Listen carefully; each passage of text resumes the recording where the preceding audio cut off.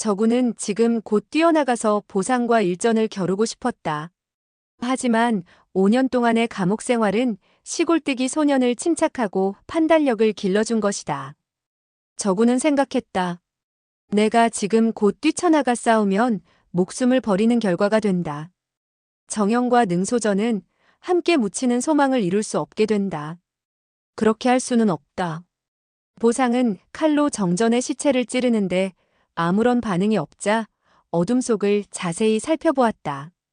그가 가지고 있던 화지는 물에 젖어서 불을 켤 수도 없었다. 그는 한 걸음 한 걸음 뒤로 물러서서 등을 벽에다 기대었다.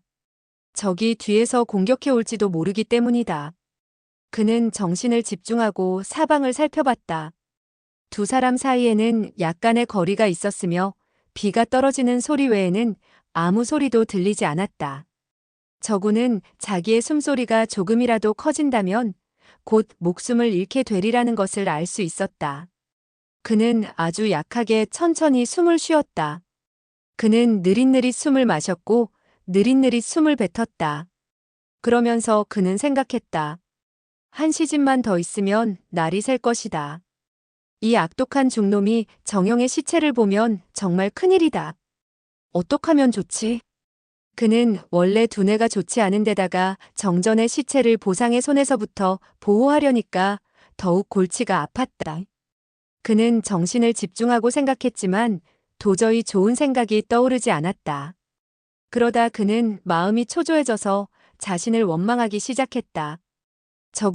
저구나. 내가 멍청하니까 좋은 생각이 안 떠오르지. 정형이 죽지 않았다면 좋은 방법이 있었을 텐데. 너무 초조한 나머지 손을 머리에 얹고 힘껏 잡아당겼다. 그러자 대여섯 가닥의 머리카락이 손에 잡혀서 떨어졌다. 갑자기 그의 머릿속에 좋은 생각이 떠올랐다. 저 악독한 중놈이 날 보고 늙은 놈이라고 하는 것은 바로 이 머리와 수염 때문이다. 그렇다면 수염과 머리를 깨끗이 잘라버리면 저자는 날 알아보지 못할 것이다. 그런데 가위가 없는데 어떻게 자르지? 죽음도 두렵지 않은데. 좀 아프면 어때? 그냥 손으로 한 올 한 올 뽑아야지. 그는 수염을 만지면서 한 가닥 한 가닥 뽑아내었다. 그는 무슨 소리가 나지 않을까 전전긍긍하면서 매우 조심스럽게 수염을 뽑았다. 잠시 후 수염을 다 뽑자 머리를 뽑기 시작했다.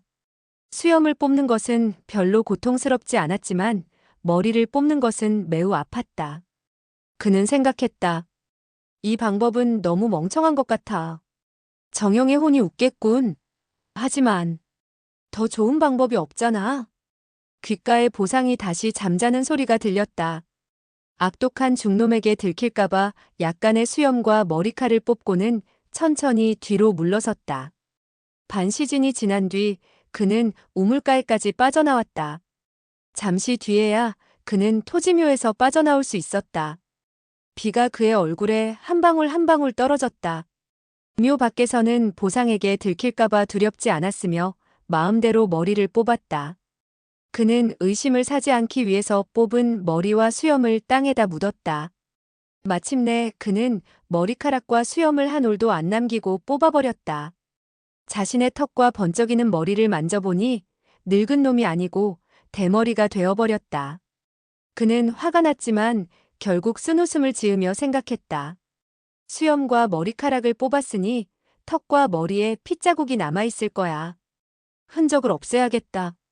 고개를 들고 빗물에 얼굴을 깨끗이 씻었다. 그리고 또 생각했다. 수염과 머리는 다 뽑았지만 몸에 걸치고 있는 옷을 악독한 중놈이 알아차리면 정말 큰일이다. 바꿔 입을 옷이 없는데 어떻게 저 중놈을 속일 수 있을까? 나도 저 중놈처럼 옷을 다 벗어버릴까? 저구는 옷과 바지를 모두 벗어 던졌지만 오자미는 벗을 수가 없어서 결국 레이는 입고 바지는 벗었다. 그는 옷을 찢어서 허리에 묶었다. 또 보상이 오자미를 알아볼까봐 땅바닥에서 몇 번 뒹굴어 온몸에 진을치를 했다. 정전이 다시 살아난다 해도 잠시 동안은 그를 몰라보았을 것이다. 저구는 한 그루의 큰 나무 근처에 가서는 손으로 땅에 구멍을 파고 보따리를 그곳에 넣으면서 생각했다. 저 악독한 놈을 피해서 정영의 시체를 안전한 곳으로 가져간 뒤에 나의 상처를 붕대로 싸주고 돈을 준 은인에게 꼭 보답을 해야겠다. 하지만 그 사람은 누굴까? 날은 천천히 밝아왔다. 저구는 천천히 남쪽으로 걸어간 뒤 서쪽으로 방향을 바꾸었다. 몇 리 정도 걸으니까 날은 완전히 밝아왔으나 비는 계속 내리고 있었다. 보상이 아직 묘를 떠나지 않았을 것 같아서 무기를 찾으려 했지만 아무것도 찾을 수가 없었다. 할 수 없이 예리한 돌을 허리춤에 집어넣었으나 마음속으로는 악독한 중놈이 저를 떠나주었으면 하는 마음뿐이었다.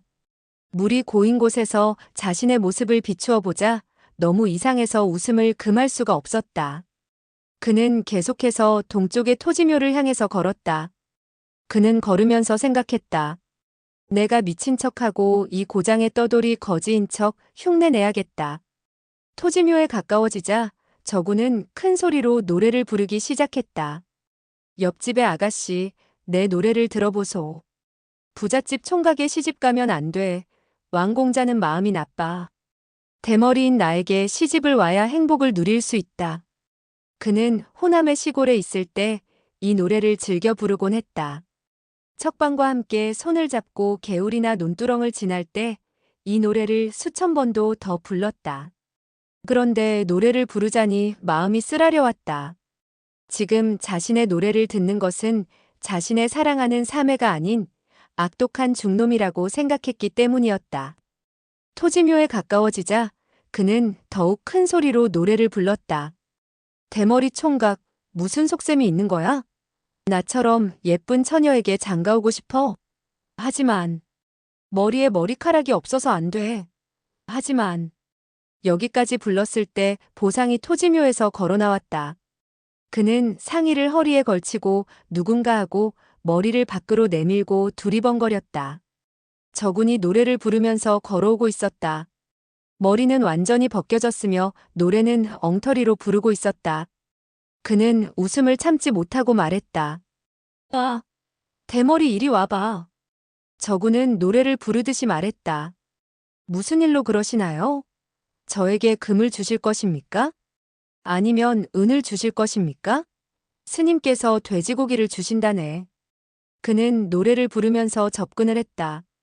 자연스럽게 행동하려 했으나 그의 가슴은 마구 뛰었으며 얼굴색이 굳어지기 시작했다.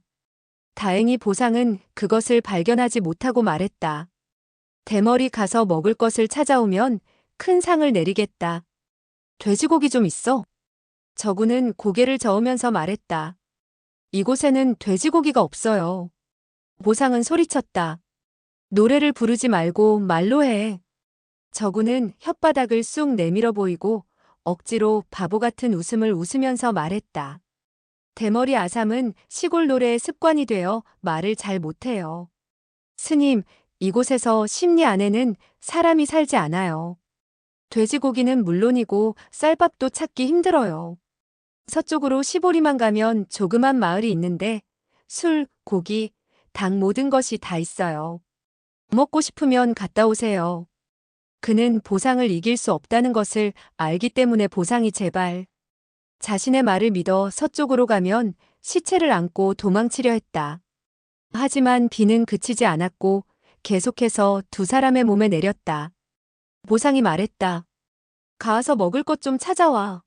술과 고기가 있으면 더욱 좋고 그것도 없으면 닭이나 한 마리 잡아와. 저구는 정전의 시체를 걱정하면서 건성으로 대답을 했다. 묘 안을 들여다보자 정전의 시체는 벌써 신단의 아래에서 끌어내어져 있었고 옷에 여러 곳이 찢어져 있는 것으로 보아 보상이 벌써 샅샅이 뒤진 모양이었다. 저구는 무척 화가 났으며 더 이상 참지 못하고 말했다.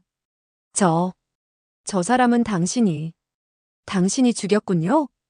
그의 얼굴이 변하자 보상은 시체를 무서워하는 줄 알고 비웃으며 말했다. 내가 죽인 것이 아니야. 이리 와서 한번 알아봐. 저구는 악독한 중놈이 자신의 신분을 알아챈 줄 알고 놀랐다. 끝까지 정전의 시체를 보호하다가 안 되면 도망치려 했다. 그는 마음을 안정시키고 말했다. 이 사람은 이상하게 생겼는데요. 우리 마을 사람이 아니에요. 보상은 웃으며 말했다. 당연히 너희 마을 사람이 아니지. 보상은 갑자기 화가 난 듯한 목소리로 말했다. 이봐, 가서 먹을 것 좀 가져와. 말을 듣지 않으면 너의 개 같은 목숨을 없애버리겠다. 저구는 정전의 시체가 아무 이상이 없는 것을 알자 안심하며 말했다. 예, 예. 몸을 돌려 묘를 나오며 생각했다. 잠시 피해 있는 것이 좋겠다. 내가 돌아오지 않으면 저 악독한 중놈은 배가 고파서 음식을 찾으러 나올 거다. 정영의 시체는 가지고 가지 않겠지. 정영의 몸을 찾아봤으니 포기했을지도 몰라. 두 발자국 걸어 나오자 보상이 소리쳤다. 이봐, 거기서. 어딜 가는 거야? 저군이 말했다. 먹을 것을 사오려고 그래요. 보상이 말했다. 좋아, 좋아. 언제 돌아올 거야? 저군이 말했다. 금방요, 빨리 돌아올게요. 보상이 말했다. 가봐. 저군은 고개를 돌려 정전의 시체를 한번 바라보고는 토지며 밖으로 걸어 나갔다. 그때였다. 철썩 하는 소리와 함께 저군의 양쪽 뺨을 보상이 후려쳤다.